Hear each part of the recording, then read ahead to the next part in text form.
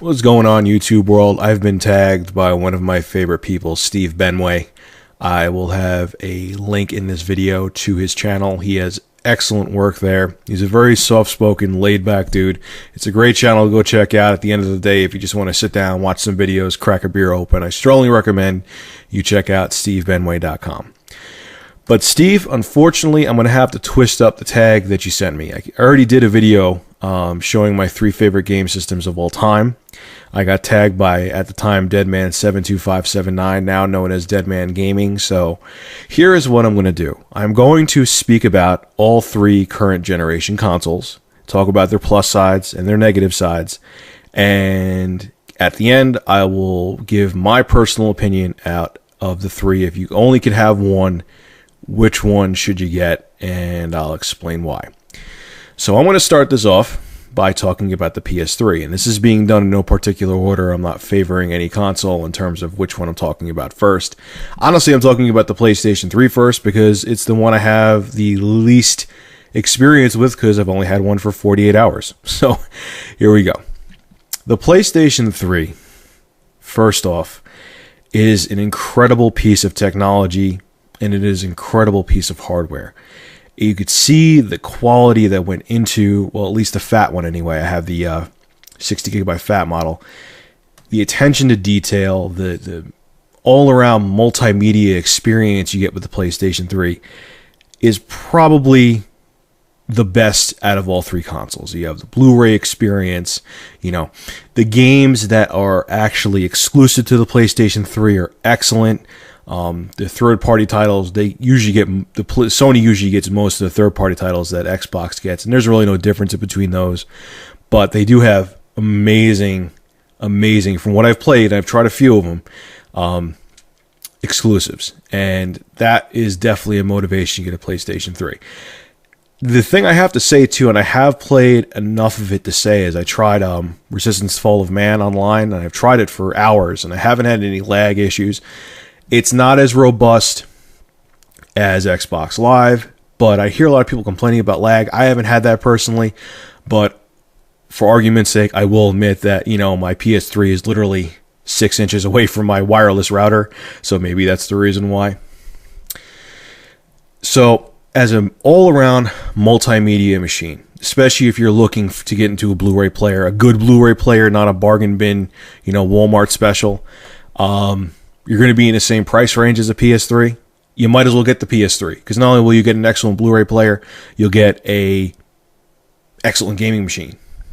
Now the negative sides of the PS3. One is that it does not get as many good titles as the Xbox 360 because it's not as popular. It's starting to gain in popularity now because of the huge price drop that it got, but you know, Sony really dropped the ball with the PlayStation 3 by making it to the point where you have to take out a home equity loan to get one when it originally launched, and that hurt them big time. And another thing that I think that Sony did, and a fatal mistake they made, is they underestimated the power of the Xbox 360. I think when they brought out, you know, the whole cell architecture and the custom RSX chip made by NVIDIA, they thought they had a huge jump on the 360. And honestly, from what I've read from developers and stuff like that, it doesn't really give you a visual advantage in terms of what the product looks like on the screen when they develop a game. Also, too, the online store is good. They improved it a lot, and I like it, but it's kind of clunky. And one thing that drives me nuts is that when you download a demo, you have to install the demo afterwards, whereas when you download a demo on Xbox 360, you could just play it as soon as it downloads, because whatever they're doing with compression and everything, I guess it means be installing it as it's downloading. So you're not going to get that excellent online experience that you get with the Xbox, but still a good machine. Let's go on to the next one. And I'm going to talk about the Wii. Now, when I lived in Poughkeepsie with my ex, I got a Wii because I tried the whole Wii Sports thing. And I thought Wii Sports was the most incredible thing I ever tried. You know, you swing your controller like a racket, it goes like a racket. The boxing game was absolute crack to me when I got that. I was addicted to the boxing game. But the Wii, you know, it's innovative. It's a great machine. but it's kind of like a really hot woman you met in college. She's great to look at, fun to play with, but once she opens her mouth and you realize that she can talk, there's no substance there. The problem with the Wii, and I think it's a mixture of two things, is it gets a lot of shovelware. And one of the things is because of the controller. A lot of times, developers, they're still trying to wrap their mind around the whole, motion thing, and they fail a lot. I mean, unless it's like a really, really well-developed title or a first-party title by Nintendo, a lot of them sucked. The other thing they did, too, that I don't really agree with is they didn't really update the processor or any of the hardware inside of the Wii. I mean, the only thing they really did necessarily is speed up the clock speed of the main CPU. I mean, really, the hardware inside of there is just a GameCube on steroids. And what's happening is that a lot of the blockbuster titles that are coming out for the PS3 and 360 are not going over to the Wii. Or if they are, they're really slipshod ports that look like sloppy PS2 games. And I know Nintendo's whole thing, and they're saying that, hey, we're looking for a different market, so on and so forth. But there just is sometimes that people, when they come home from work, when they're done having a fight with their wife or their girlfriend or their boyfriend or whatever, that they don't want to sit there and waggle a freaking controller around in their hands. They want to just play Grand Theft Auto.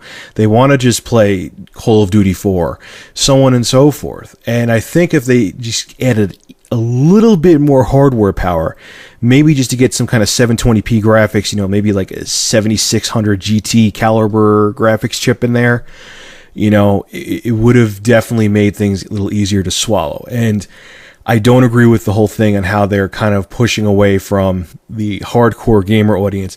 Yes, it's making them a lot of money now, but I'll tell you one thing. I know a lot of girls that I'm friends with, or family friends, or teeny boppers, or college girls that went out oh my god, the Wii thing's so cool, oh my god.